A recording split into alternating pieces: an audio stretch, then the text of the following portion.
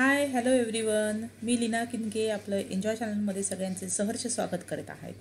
कसे आहात सगळे? मजेत ना? मजेत असायलाच पाहिजे आणि रोज नवीन नवीन पदार्थ करून खायलाच पाहिजे. आणि सध्या लॉकडाऊनच्या पिरियडमध्ये आपण घरी असतो, त्यामुळे मुलांना छान छान असे पदार्थ करून दिल्यास मुलांना अजून छान वाटतं. आता आपण बऱ्याच महाराष्ट्रीयन रेसिपी बघितल्या आहे. थोडं आता साऊथकडे जाऊया. त्यांच्याकडे इडली सांबार, कोकोनट चटणी ही खूप आवडीची असते. त्यामधली मी कोकोनट चटणी तुम्हाला आज दाखवणार आहे. खोबऱ्याची चटणी करण्याकरता आपल्याला फार कमी अशा पर्टिक्युलर पदार्थ किंवा इन्ग्रेडियंट्स लागतात. त्यामध्ये सर्वप्रथम लागतं आपल्याला खोबरं. आता इथे मी किसून घेतलेलं आहे खोबरं, कारण जाड तुकडे जर घेतले तरी चालतात, पण मिक्सरमध्ये जाड तुकडे टाकले नाही, त्याला बारीक करायला थोडा वेळ लागतो, म्हणून मी इथे किसलेलं खोबरं घेतलेलं आहे. आता किसून घेतलेलं खोबरं, आता ही ओल्या नारळाची चटणी किंवा सुकं नारळाची चटणी दोघी तुम्ही करू शकतात. जेव्हा तुमच्याकडे ओलं नारळ अवेलेबल असेल तेव्हा तुम्ही हे किसलेलं खोबरं हे ओलं नारळाचं घ्यायचं आहे. आणि जर ओलं नारळ आपल्याकडे नसेल आणि आपल्याला कोकोनट चटणी ही करायचीच असेल तर त्या दिवशी तुम्ही सुकं नारळ घेतलं तरी चालतं. त्यासोबत काही लसणाच्या पाकळ्या घेतलेल्या आहेत. साधारण ही चटणी 3 ते 4 जणांना पुरेशी होते, म्हणून मी इथे 4 ते 5 लसणाच्या पाकळ्या घेतलेल्या आहेत आणि 1 वाटी खोबरं हे खिसून घेतलेलं आहे. त्यासोबत आता ही चटणी खूप जर तिखट केली तर घशाला चरचरते, म्हणून मग हिच्यामध्ये मी कमी मिरच्या घेतलेल्या आहेत. ह्या तिखट मिरच्या आहेत म्हणून 3 मिरच्या ह्या पुरेशा होतात, म्हणून मी 3 मिरच्या घेतलेल्या आहेत आणि थोडी कोथिंबीर घेतलेली आहे. आता तुम्ही बघत असाल मैत्रिणींनो, ही चटणी करण्यासाठी फार कमी असे इन्ग्रेडियंट्स लागतात. आणि कढीपत्ता पण मी इथे घेतलेला आहे, जो आपण फोडणीसाठी सुद्धा वापरू शकतो किंवा चटणीत मिक्सरमध्ये बारीक केला तरी चालतो. कारण कढीपत्ता जर दिसला तर मुलं शक्यतो तो काढून टाकून देतात, मग त्यामुळे त्यांच्या शरीरात कढीपत्त्यामधले अँटीऑक्सिडंट जाण्याचे राहतात, ते जावेत, ते त्यांच्या शरीराला मिळावेत, म्हणून आपण हा कढीपत्ता थोडा मिक्सरमधून बारीक करून घ्यायचा आणि थोडा हा फोडणीसाठी ठेवायचा आहे. ह्या ज्या मिरच्या मी दाखवलेल्या आहे, ह्या मिरच्या भाजलेल्या आहेत. त्या तुम्ही तव्यावर भाजू शकतात किंवा डायरेक्ट गॅसवर जरी कमी फ्लेमवर भाजल्या तरी त्या चालतात. थोड्या भाजल्यानंतर आता ह्या मिरच्या छान अशा तयार आहेत. आता आपण मिक्सरमध्ये एक एक गोष्टी टाकणार आहोत. आता तुम्ही बघत असाल, पहिले मी भाजलेल्या मिरच्या टाकलेल्या आहेत, नंतर मी त्याच्यामध्ये आपण जो लसूण सोलून ठेवलेला होता तो लसूण टाकलेला आहे आणि कोथिंबीर टाकलेली आहे.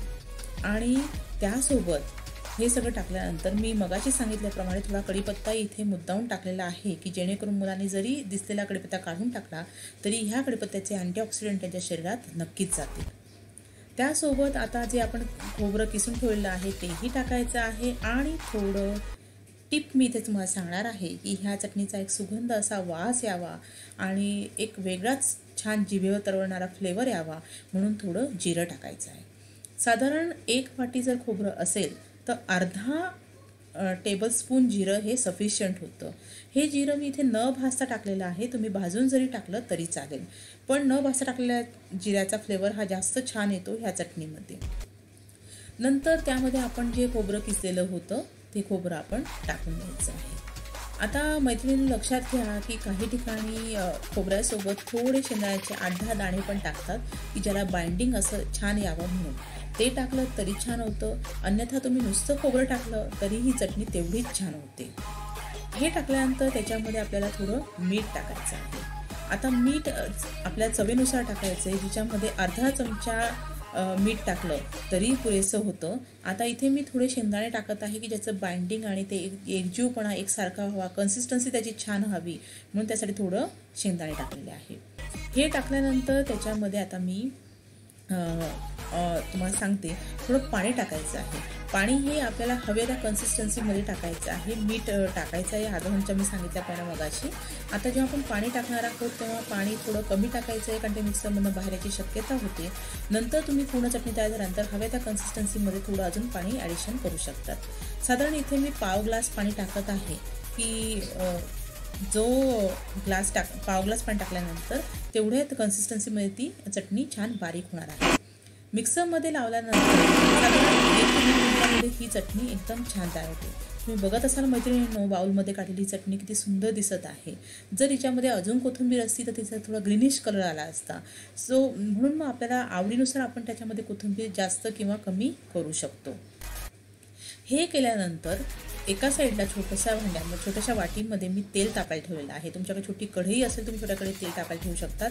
हे तेल अतिशय कमी लागणार आहे. छोटा 2 टेबलस्पून तेल टाकलं तरी चालणार आहे. थोडं लाईट शेकलं गेलं ते गरम तळतळेल मोहरी एवढं तापलं की गॅस हा तुम्ही बंद करून द्यायचा आहे. त्यामध्ये सर्वप्रथम मोहरी टाकायची आहे. मोहरी थोडी तडतडली की तुम्हाला जर आवडत असेल तर तुम्ही थोडं जिरं त्याच्यामध्ये टाकू शकतात. काही जण फक्त मोहरी टाकतात तरी ती चटणी छान होते. आमच्या घरात हे दोघे आवडतात त्यामुळे मी मोहरी आणि जिरं टाकते. आता मैत्रिणी लक्षात ठेवा, याच्यामध्ये जर तुम्ही कढीपत्ता ॲडिशनल टाकायची इच्छा असेल तुमची तर तुम्ही टाकू शकतात. तोही तडतडला की ती गरम तेल आहे ते लगेचच आपण तिला चटणीमध्ये ओतायचं आहे. तुम्ही बघत असाल किती सुंदर आणि छान असा सुगंध पण येणार आहे आणि वाफा तिथून निघतात.